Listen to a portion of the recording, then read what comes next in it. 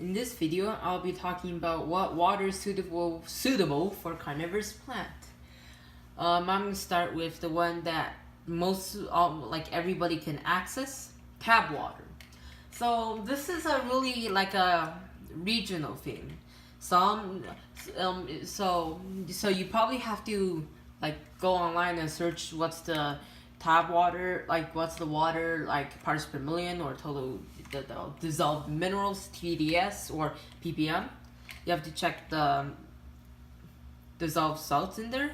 If it's over 100 parts per million or TDS, don't use it.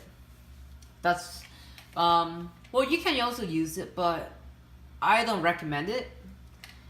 The best, or if you can't, you're too lazy to search it up or too lazy to measure it, just if you know your main water source, if it's from aquifer or groundwater, don't use it because it's usually high, like concentrated in minerals and stuff. But if it's like a river or a lake, it should be a little bit better. My city is, their water source is from a river, so the tap water is decently clean, and the river is fed from mountain glaciers from the Rocky Mountains, so pretty safe. Or if your tap water doesn't work, you don't need to go out there and buy distilled water, or you can self distill water. But the next easily accessible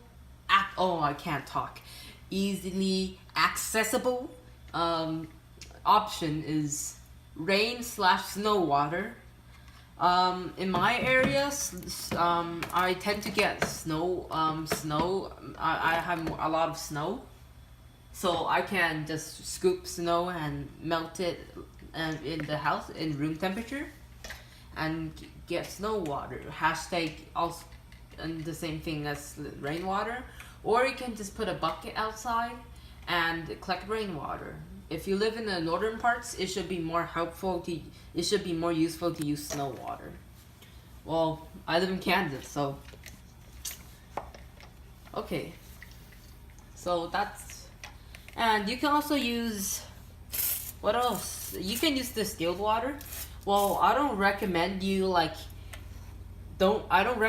plant having a diet of distilled water, because distilled water is like there's nothing in it, and the plant needs some things in its like soil. But if your plant have a steady diet of insects, you can use distilled water. But if your plant like is in a house and insects are scarce, I recommend you just use water with some minerals in there. And all of these plants I use tap water, except for my Venus flytrap and cephalotus. Cephalotus I use distilled water, and Venus flytrap I use rainwater. Because cephalotus, it can't accept water that is over 50 parts per million, and Venus flytrap is a little bit more sensitive than my Droceras and Nepenthes. Nepenthes can actually handle quite like high in mineral water, so, but make sure that it's not too high, but they can handle high mineral water pretty well. Yeah, thanks for watching. We'll see you. I'll make more videos next week. And subscribe and show your support. And